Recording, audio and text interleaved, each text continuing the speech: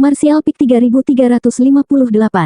Seni naga tidak diragukan lagi sangat cocok untuk Yang Xiao, dan Yang Kai sekarang bisa mengolah bunga darah naga dan memperbaiki pil darah naga.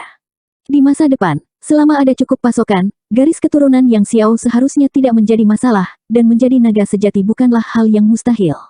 Saat dia mengatakan ini, Yang Kai tiba-tiba mengerutkan kening dan berkata, "Mengapa kamu berputar-putar? Apakah kamu mendapatkan wasir di pantatmu?" Yang Xiao yang berputar dengan gelisah di depannya.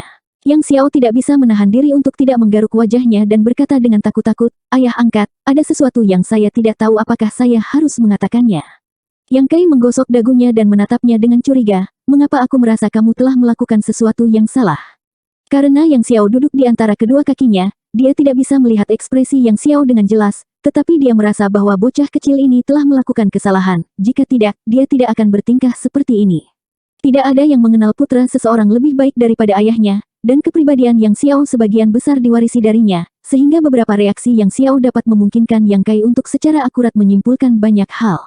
"Apa?" Nada suara Yang Xiao menjadi lebih lemah, dan matanya melihat sekeliling. Kali ini, bahkan Mo Xiaoqi yang duduk di seberangnya melihat ada yang tidak beres, dan mendongak untuk menatap Yang Kai. Yang Kai terkekeh dan berkata dengan senyum palsu, "Xiao, katakan saja apa yang ingin kamu katakan kepada ayah adopsi. Kamu harus tahu bahwa apapun yang terjadi, ayah adopsi akan selalu menjadi pendengarmu yang paling setia." Yang Xiao batuk kering dan berkata, "Biarkan aku mengatakan ini dulu, kamu tidak bisa memukulku." Yang Kai berkata dengan rasa ingin tahu, "Mengapa aku memukulmu tanpa alasan?" "Jangan khawatir, aku tidak akan memukulmu." Yang Xiao segera menatap Mo Xiaoqi dan berkata, "Saudari Xiaoqi, kamu juga mendengarnya. Ayah angkat berkata bahwa dia tidak akan memukulku, jadi ayah angkat adalah orang yang menepati janjinya." Mo Xiaoqi berkata, tentu saja, cepat katakan padaku, jangan membuatku tegang." Yang Xiao menjilat bibirnya dan bergumam pelan, "Itu benar." "Apa?" Yang Kai mengetuk kepalanya. "Bicaralah dengan jelas. Aku tidak mendengarmu." Yang Xiao segera melompat dan berteriak, "Kamu bilang kamu tidak akan memukulku. Lihat, kamu melakukannya lagi." Sudut mulut Yang Kai berkedut. Dia berkata dengan canggung, "Aku sudah terbiasa.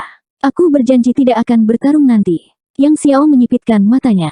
"Bagaimana jika aku tidak percaya padamu?" Yang Kai mendengus, "Sementara aku masih bisa berbicara denganmu, cepat katakan padaku, kalau tidak. Asal saya baik-baik saja." Yang Xiao berkata dengan cepat, dan kemudian bersembunyi di belakang Mo Xiaoqi, menatap Yang Kai dengan waspada. Yang Kai mengangguk berulang kali, tidak ada masalah dengan asalmu, tidak ada masalah dengan asalmu, bagaimana kamu tahu tidak ada masalah dengan asalmu?" Yang Xiao berkata, "Saya mengetahuinya ketika saya sedang diperiksa di Aula Naga." Lebih spesifik, Yang Kai mengangkat alisnya. Yang Xiao berkata dengan bangga, "Aku bisa berubah menjadi naga sejati." "Haha," Yang Kai tertawa keras, menatap Yang Xiao dengan penuh semangat, "Kamu benar-benar bisa berubah menjadi naga sejati." "Tentu saja, ayah angkat, tolong lihat." Begitu dia selesai berbicara, sosok Yang Xiao berputar, dan dia berubah menjadi Yang Xiao yang berkilau dan tembus pandang. Sama seperti ketika Yang Kai pertama kali melihatnya, dia putih dan tanpa cacat, seolah-olah dia diukir dari batu giok putih, dan tubuhnya sekitar 2 hingga 3 meter. Namun, Yang Xiao tidak mempertahankannya terlalu lama. Dia hanya menunjukkannya sesaat sebelum berubah kembali menjadi bentuk manusia, membuktikan bahwa dia benar-benar memiliki kemampuan untuk berubah menjadi naga sejati. Yang Kai bertepuk tangan dan berkata, "Bagus." Batu di hatinya akhirnya jatuh ke tanah. Kegagalan upacara Yang Xiao sebelumnya hampir menjadi titik sakit di hatinya, karena dia selalu curiga bahwa dia melakukan sesuatu yang salah ketika dia menetaskan bocah busuk itu, menyebabkan asalnya menjadi tidak murni. Sekarang sepertinya tidak ada masalah dengan asalnya sama sekali, mampu berubah menjadi naga sejati adalah bukti terbaik. Sambil berteriak, dia mengulurkan tangannya untuk meraih Yang Xiao, dan berkata sambil menggertakkan giginya, "Jika aku tidak mengalahkanmu hari ini, aku akan mengubah nama keluargaku menjadi milikmu." Bocah bau ini terlalu buruk. Ketika mereka meninggalkan Aula Naga, Zuyan dengan jelas bertanya kepadanya tentang masalah ini, tetapi dia sebenarnya menyembunyikannya darinya. Akibatnya, dia tidak hanya membuat Zuyan dan Fu Zun sedih, dia juga merasa sangat bertentangan. Jika dia tahu sebelumnya bahwa tidak ada masalah dengan asalnya, apakah dia akan membawanya keluar dari Pulau Naga? Dia benar-benar memenuhi syarat untuk terus tinggal di Pulau Naga. Mendengar kata-kata Yang Kai, Yang Xiao menjadi pucat karena ketakutan. "Ayah angkat, kamu tidak menepati kata-katamu." Dia ingin melarikan diri, tetapi sudah berapa lama dia dilahirkan? Berapa tingkat kultivasi Yang Kai? Bagaimana dia bisa lolos dari genggaman Yang Kai? Saat dalam keadaan linglung, dia merasakan lengannya menegang, dan sudah diangkat oleh Yang Kai. Dia segera berteriak ngeri, Saudari Xiaoqi, selamatkan aku, ayah angkat akan memukulku.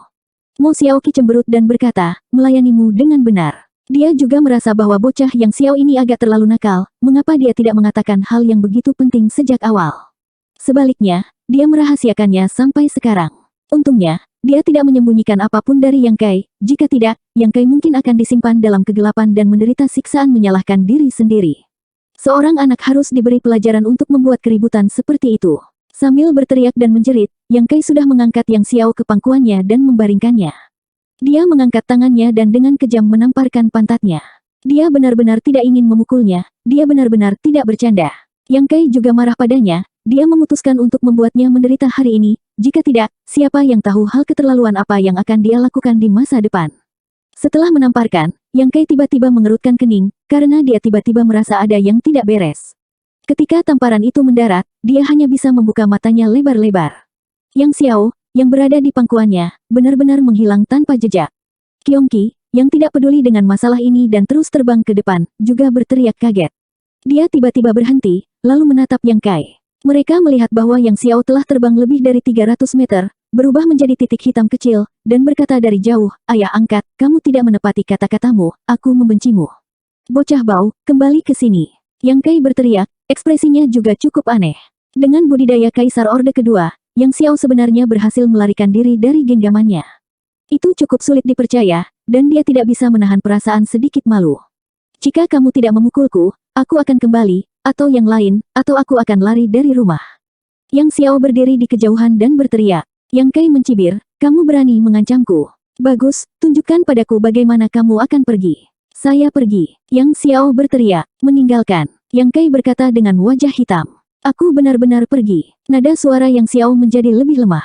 Yang Kai hanya mencibir dan tidak bergerak. Yang Xiao sangat marah sehingga dia menguatkan hatinya, berbalik, dan benar-benar pergi. Menatap ke arah dia menghilang, Yang Kai mengerutkan kening dan berkata, Qiong tua, apakah kamu merasakannya barusan? Suara Qiongqi serius saat dia mengucapkan kata demi kata, hukum waktu. Yang Kai menarik napas dalam-dalam, tentu saja, saya tidak salah. Saya pikir saya hanya membayangkan sesuatu, tetapi ternyata Anda juga merasakannya. Bisakah Anda yakin? Qiongqi mengangguk, ya, itu pasti prinsip waktu.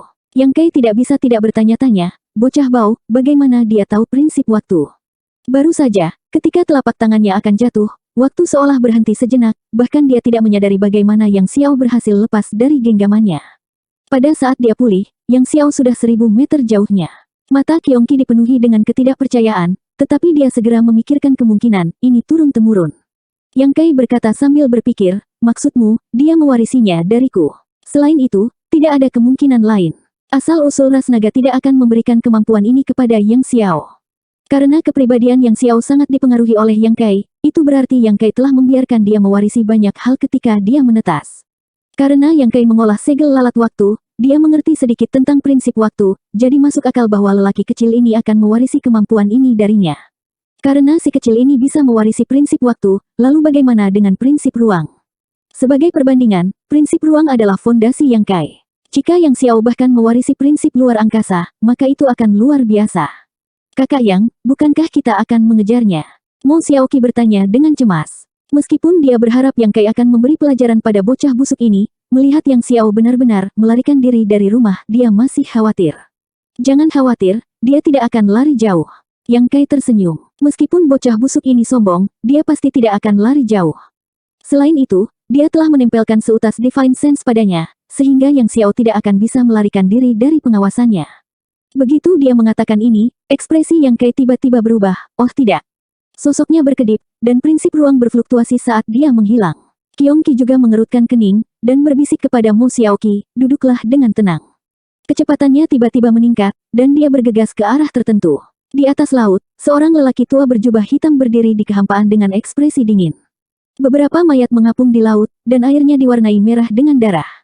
Di samping lelaki tua itu, seorang gadis muda yang cantik pucat, dan tubuhnya yang halus gemetar. Meskipun dia memiliki kultivasi alam sumber Dao Orde Ketiga, tubuhnya lemah dan tidak berdaya saat ini, jadi bagaimana dia bisa mengumpulkan sedikit kekuatan? Jika bukan karena lelaki tua berjubah hitam, Kaisar Qi, yang melindunginya, dia akan jatuh ke laut. Di tangan lelaki tua itu, ada lemak kecil yang adil dan lembut. Itu Yang Xiao, yang baru saja dengan arogan mengatakan bahwa dia akan melarikan diri dari rumah. Meskipun Yang Xiao berteriak keras di depan Yang Kai, itu karena dia tahu bahwa Yang Kai tidak akan benar-benar melakukan apapun padanya. Paling-paling, dia akan dipukuli, tetapi sekarang dia secara tidak sengaja jatuh ke tangan lelaki tua itu, dia mungkin dibunuh untuk membungkamnya. Segera, dia memasang tampang polos dan menatap lelaki tua berjubah hitam itu, "Kakek tua, siapa kamu? Mengapa kamu memelukku?" Pria tua berjubah hitam itu memiringkan kepalanya dan menatap Yang Xiao. Dia mengerutkan kening dan memiliki ekspresi bermasalah di wajahnya. Jika itu adalah orang biasa, dia pasti sudah membunuhnya, tetapi dia merasakan aura naga murni dari lemak kecil ini. Dengan kata lain, si gendut kecil ini mungkin adalah anggota ras naga. Apakah ada anggota ras naga seperti itu? Orang tua itu memikirkannya dengan hati-hati, tetapi dia tidak bisa memikirkan apapun. Sejauh yang dia tahu, anggota ras naga semuanya orang dewasa, jadi bagaimana mungkin ada anak kecil seperti itu? Namun, dia tidak bisa mengesampingkan kemungkinan anggota baru dari ras-ras naga.